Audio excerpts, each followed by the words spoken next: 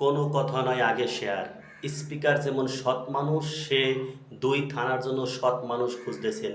লালমোহন এবং তজুমুদ্দিন থানার জন্য সৎ মানুষ খুঁজতেছেন।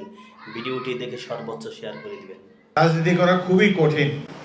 আমি লালমোহন এবং তজুমুদ্দিন ২ থানায় খুঁজে বেড়াচ্ছি একজন দুজন সৎ মানুষ, যাদেরকে আমি দায়িত্ব দিলে দায়িত্বটা পালন করবে, যারা ন্যায় বিচার করবে, অন্যের সম্পদ আত্মসাৎ করবে না, গরিবের উপর জুলুম করবে না, সবসময় ন্যায় বিচার করবে। এরকম মানুষ পাওয়া বড় দুষ্কর। আমি এখনো খুঁজেই বেড়াচ্ছি। আমি ভাবি যখন আমি থাকবো না, তখন আপনাদের কে দেখাশোনা করবে, ন্যায় বিচার কে করবে, এই কথা ভেবে রাত্রে অনেক সময় ঘুম হয় না।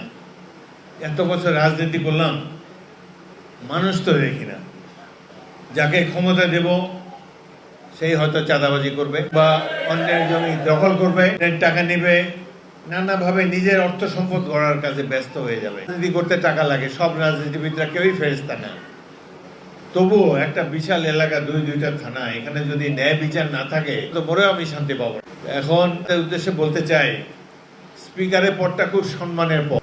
18 কোটি লোকের রাষ্ট্রের তৃতীয় ব্যক্তি, তারপর প্রধানমন্ত্রী, তারপর স্পিকার।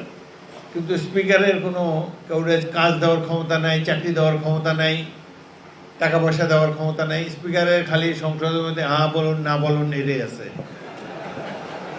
কিন্তু সম্মান আছে। আমি রাজনীতি করছি সম্মানের জন্যে। আল্লাহ এই দেশের তৃতীয় ব্যক্তি সম্মান আমাকে দিয়েছে, এই জন্য আল্লাহ রব্বুল আলামিনের কাছে অনেক শুকর। কিন্তু একজন 3 বার মন্ত্রী হয়েছিলাম। মন্ত্রী হয়ে অনেকের অনেক উপকার করা যায়।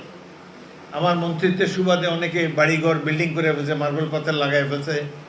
আমার সাহায্য নিয়েই তো করছে, আমার অনুকূল্যে করেছে। এখন আর সেই